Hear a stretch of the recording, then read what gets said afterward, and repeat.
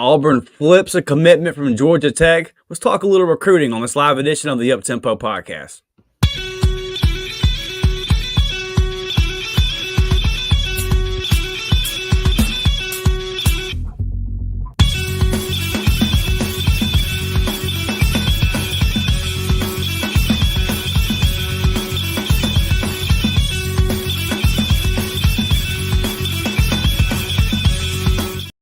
Yes, sir. Auburn family, Uptempo gang. Welcome back. It's game week, baby.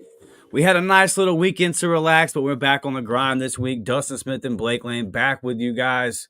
Gonna talk some recruiting tonight, Blake. We got a big commitment that we flipped. A guy we've been working on since Big Cat, Sam Turner, flipping from Georgia Tech. I know you got the Yankees playoff time over there in the Bronx, baby. How's that going?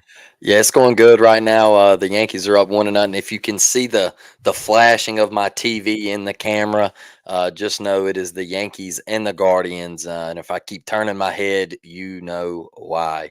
Yeah, Garrett Cole going on the bump, man. Excited, wishing the Yankees the best. Hopefully they can get back to the World Series, Dustin. Yes, sir. Well, we're here to talk a little recruiting tonight, man. A little update for you guys real quick.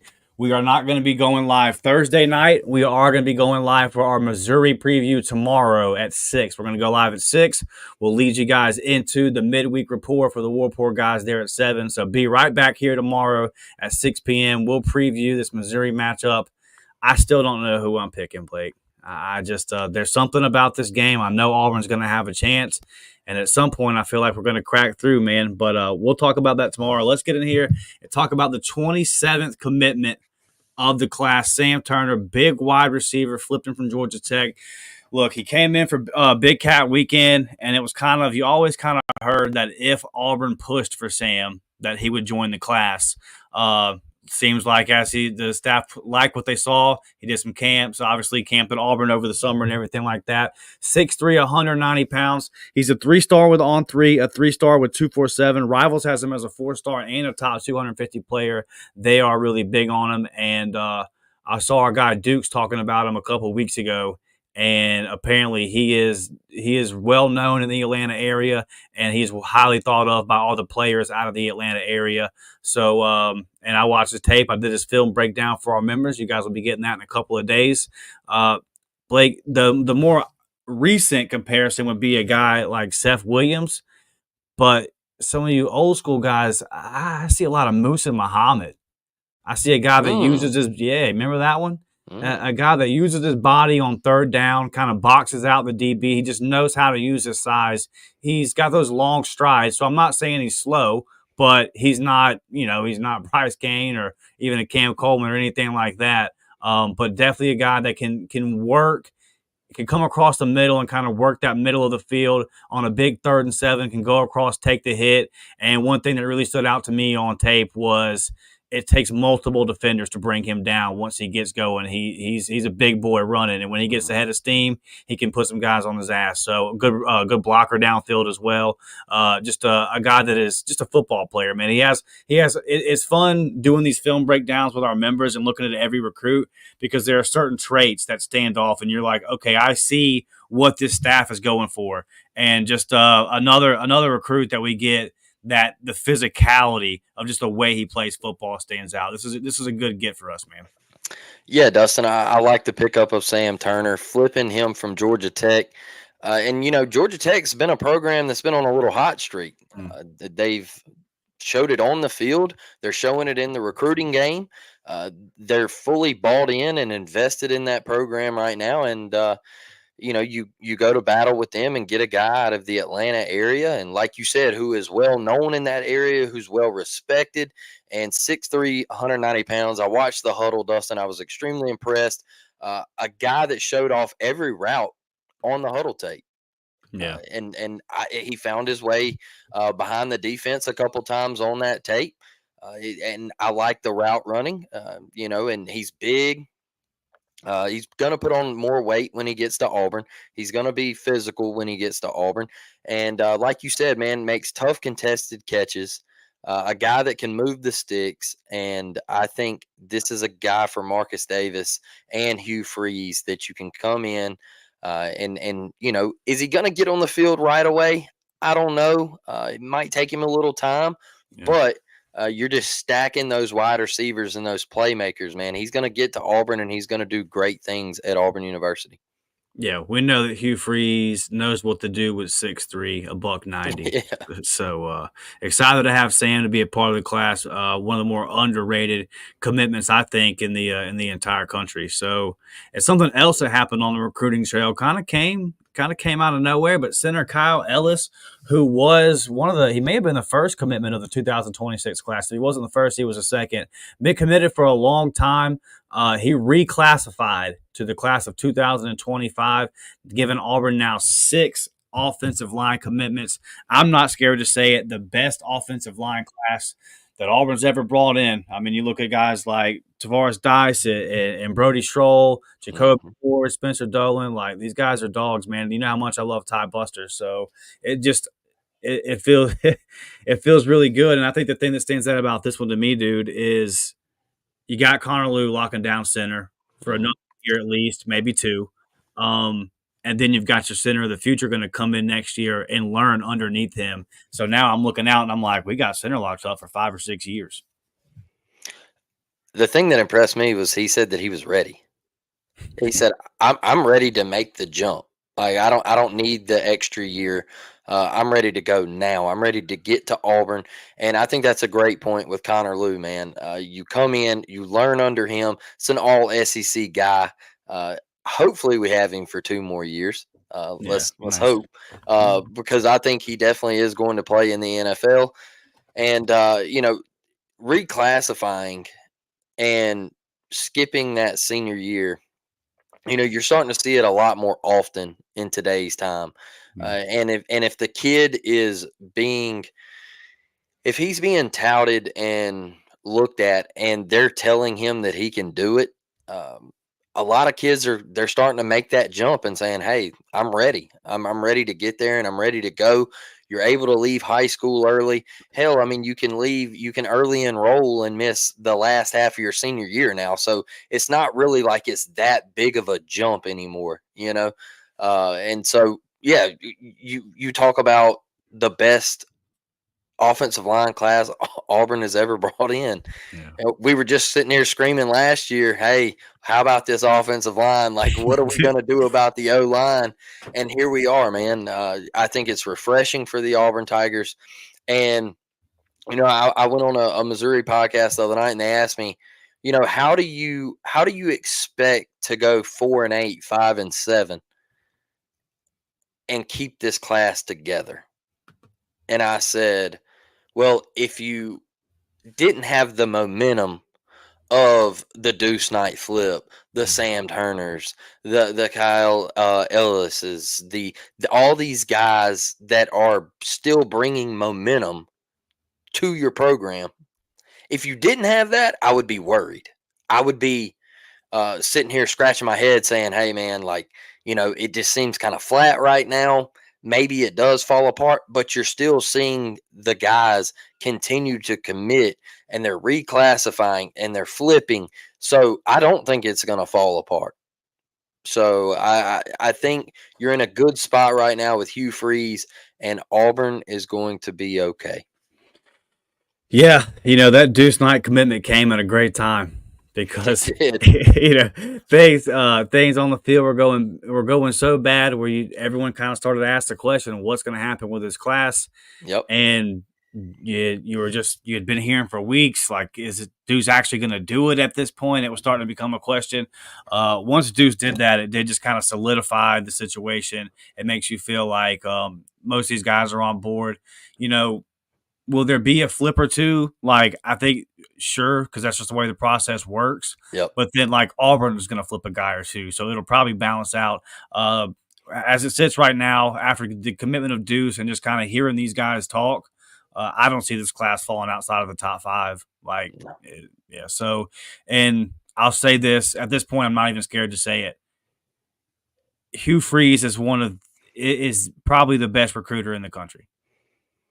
Like, I mean, look, I know that Kirby's up there. I give her the respect to Dabo and all that kind of stuff. And there's some other guys out there, Dan Lanning, but those guys have proof of concept at their current school. Yep. for Hugh to, okay, you have the nice 7th ranked, 6th ranked class, depending on where you looked last year. Okay, cool. First year, new guy, excitement. Auburn's pumping NIL money into it, and the NIL scene at Auburn is organized and together and all that kind of stuff. But then you come out and you go 6-7, and you have some disappointing losses, and then you start this year 2-4, and it's not slowing down. So to me, I'm wondering, man, if you can put it together on the field and get the W's, like, what's the ceiling for Auburn recruiting at that point?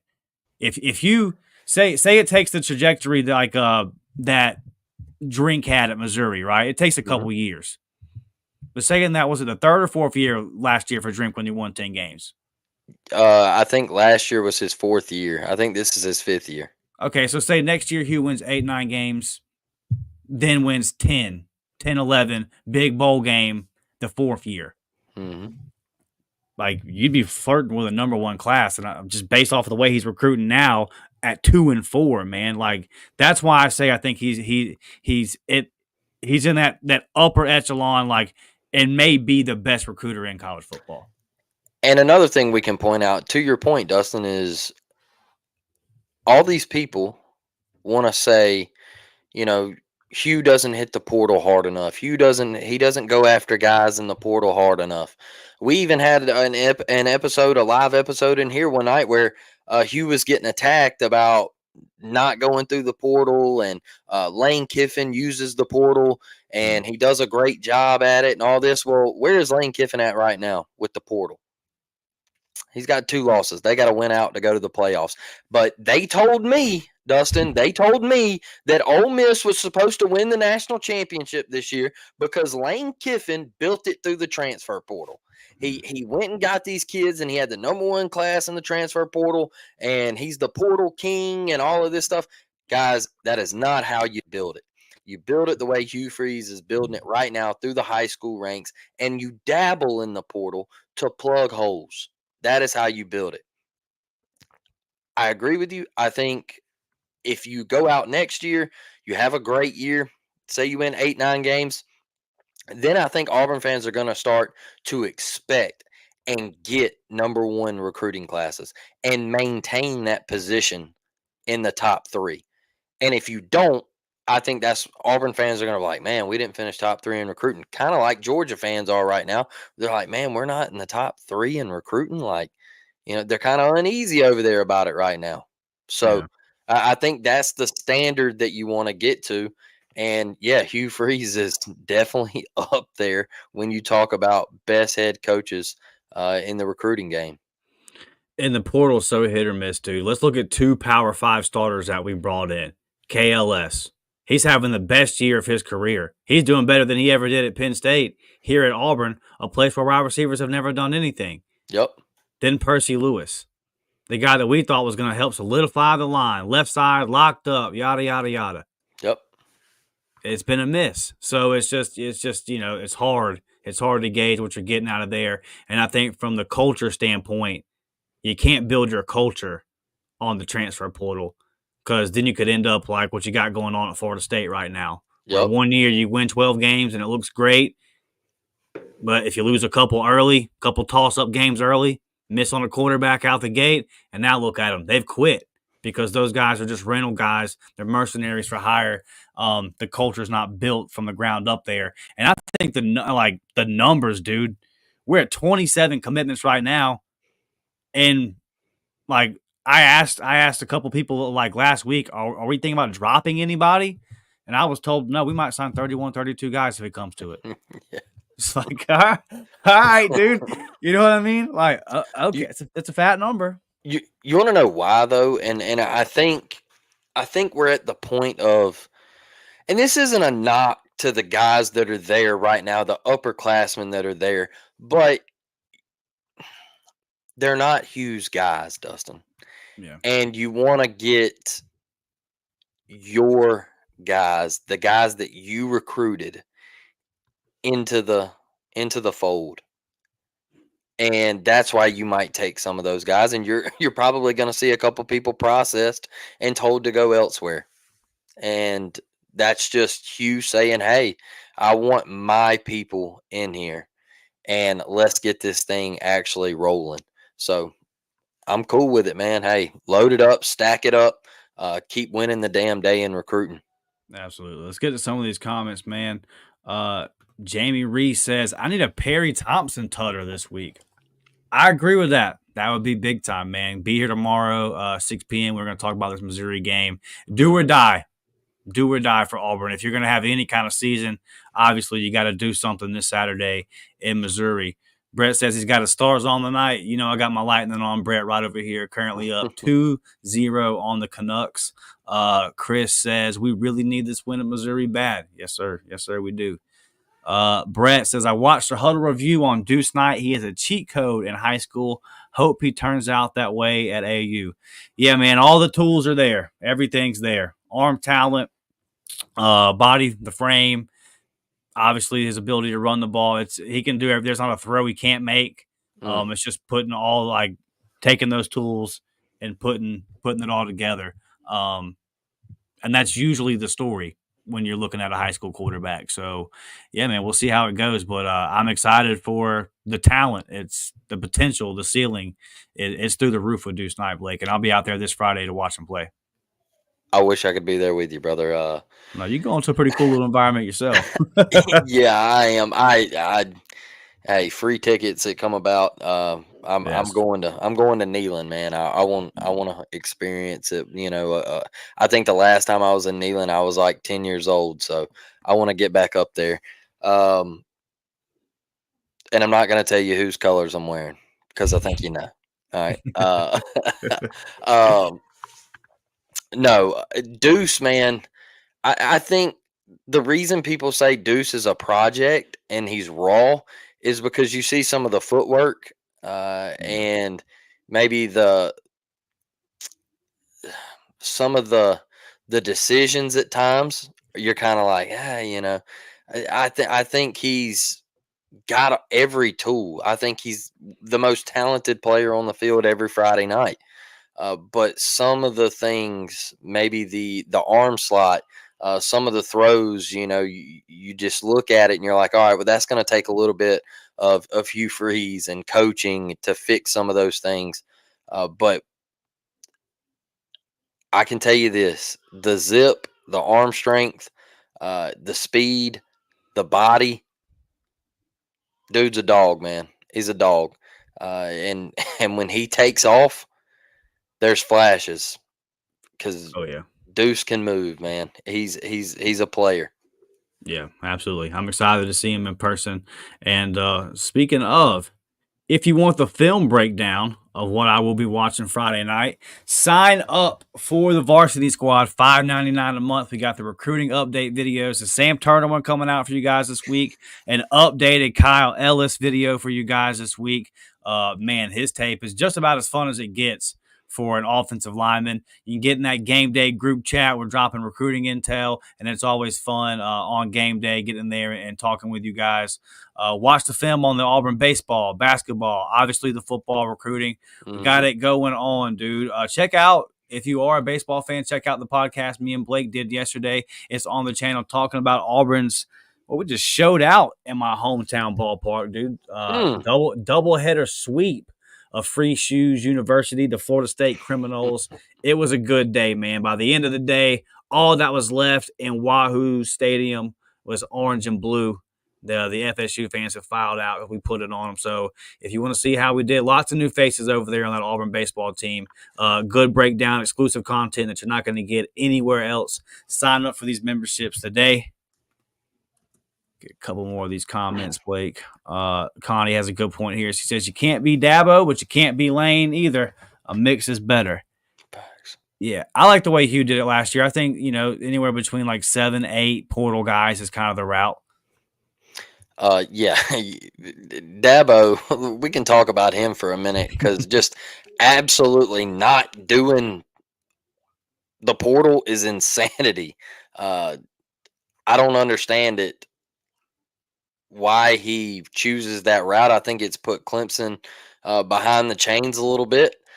I know they're heating up in ACC play. I think the ACC is terrible. That's for another day. But like when you watch them play Georgia, they don't have the playmakers that they once had on the outside, Dustin.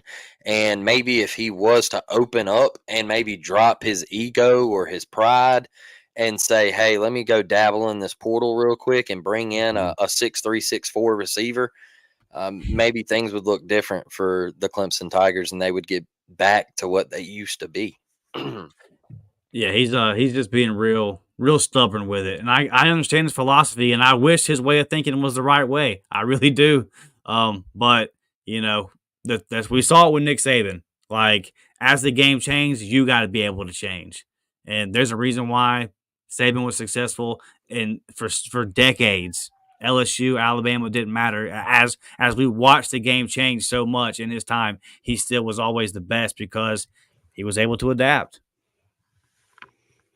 Sorry, just got excited right there. Judge drove in a run. What's the score My over there? apologies. My apologies. 3-0 Yankees. I got you. Okay. Since Auburn didn't play, what games did you watch last Saturday? All of them. Like, luckily, Auburn's bye week came on like one of the best Saturdays we've had in a long time. I can tell you, we had the multicast going on at my brother's. We had a little party.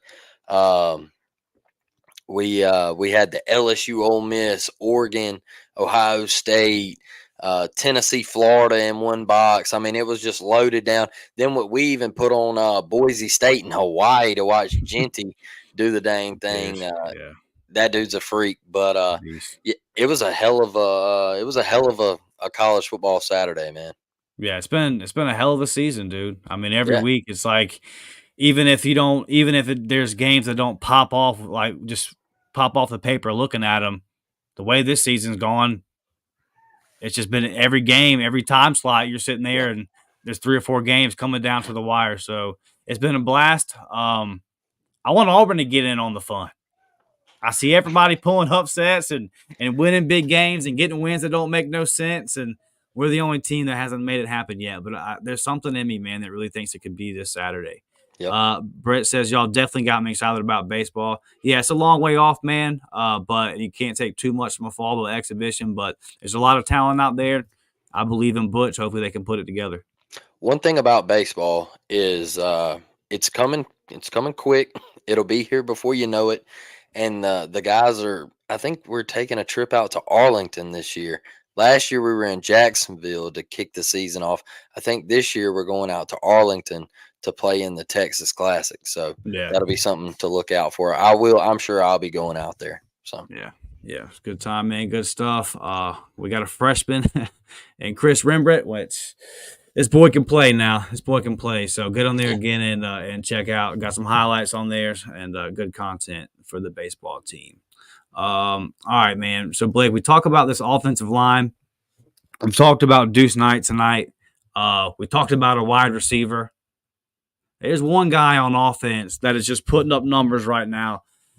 Man, Alvin Henderson, I got to give him a shout out because he's 435 yards away for 10,000 in his career. He would be the first player ever in the state of Alabama to run for 10,000 yards. That's pretty damn impressive. And what excites me is when I look at the 6 offensive linemen that are committed, when I look at a guy in Deuce Knight who has the ability to make things happen with his legs as well. I look at the receivers we got that are young, that are already on the roster, and a couple of the young receivers that we're bringing in this class. And man, there's all the weapons. See, so right now we look at the defensive side of the ball and we say, look at all these young weapons. I think that next year you're going to really start to see that on offense.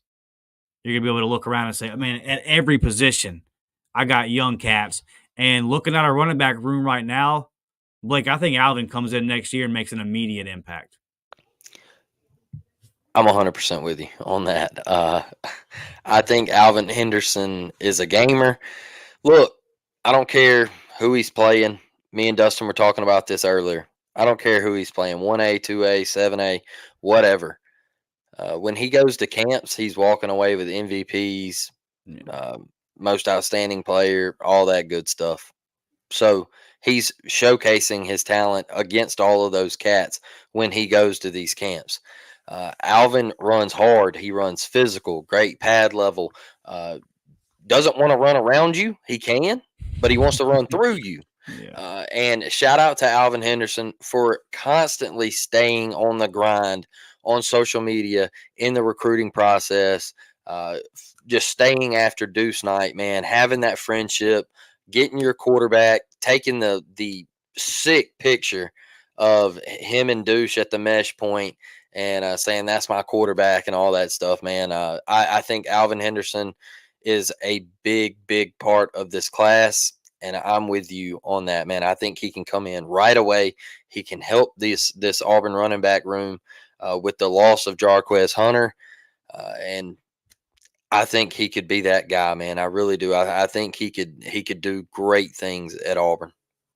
Yeah, I mean, that running back room next year, we're going to need him. We're going to need him, and I think he's a guy that, like you said, we can look at the competition and one, and yes, like if he was playing 6A, 7A, he wouldn't have these numbers. But there's been a lot of running backs in the state of Alabama and the history of high school football in Alabama. He's going to become the first one to ever run for 10,000. So Yep, great point. that means something. And then, yeah, again, when you go to these rivals camps, these Under Armour, All American camps, and all that, and you're coming away with the MVPs, well, you're beating the best of the best. And he does that even at these 7-on-7 camps. He come out talking about his performance. So that tells me he's got the ability to make things happen in the pass game as well. If he can come in, if he's a guy that can pass block and he can catch the ball out the backfield, on top of showing that elite vision, hitting the hole, and like you said, running through guys, then yeah, I see him coming in and having a big impact immediately. And Hugh can sell. I mean, Auburn is playing more freshmen in the SEC than anybody, and more freshmen in the country, more freshmen than anybody in the country on defense, and more freshmen than anybody in the SEC. So that's one hell of a recruiting pitch as well. It's like, and they're not playing bad, Blake. I mean, me and you kind of texting about this last week. We're looking around, and are all the dogs the young cats anyway? They are. Like, They are. Hey, I can tell you too. Is we talked about this the other day. Is it looks like the young guys are the ones who care, and it looks like the young guys are the ones who are emotional on the field, and like when they take the little clips walking into the locker room, it looks like it eats at the young guys a little bit more than it does the seasoned vets. Look, I'm pissed off that we're 2-4, but I also keep this in mind that all those things Dustin just mentioned, they're all true. And I watch every game with my dad, and my dad he'll look over at me because I'll be getting frustrated, and he'll look right at me and he'll say, "They're babies. Relax, just relax. They're just calm down. They're babies." And I got to bring myself to that sometimes. I know we've had mistakes, coaching mistakes, busted coverages, all that stuff that comes with losses, but we're young, man, and I think it's a good thing that when I look at the season, do I want to be 2-4? No. But do I think it right now it's a good thing that these young guys like DeMarcus Riddick are getting on the field? Yeah, I do. I think it's a great thing. I think it's big time that you see a guy like Caleb Harris coming down and playing in meaningful snaps in meaningful games at UGA, coming down and making plays in the run game, and that's gonna go next year. It's gonna They're gonna say, okay, well, Auburn's losing this guy, this guy, this guy. Well, hold up, this freshman played, this freshman played, that freshman played. Hmm. We're gonna be okay. Yeah, and Caleb Harris and all those guys, they're going to come back to Georgia eventually.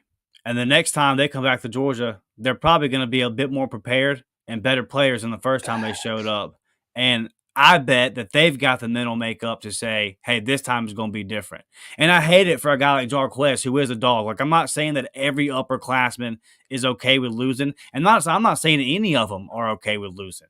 But you just when you watch it, you just see there's like overall, there's just a different there's just a different level of get up and go.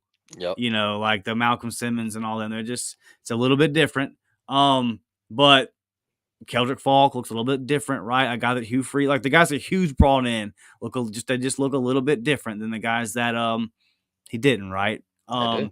So let's just I think it's a great recruiting pitch because now you can tell these guys in this class, look, for one, I tell you I'm gonna play young guys. Here's the numbers. I'm playing them. Two, we're building something. Look at all these guys that are good players. You've played against them and all these kind of things. They get time as true freshmen. Now they're sophomores. Now I bring you in. Like you can see it, right? You can see it. So I think it's a great pitch, and I think it's that on top of getting a 5-star quarterback is going to kind of keep this class together. Now next year, Blake, you're going to have to start winning some games.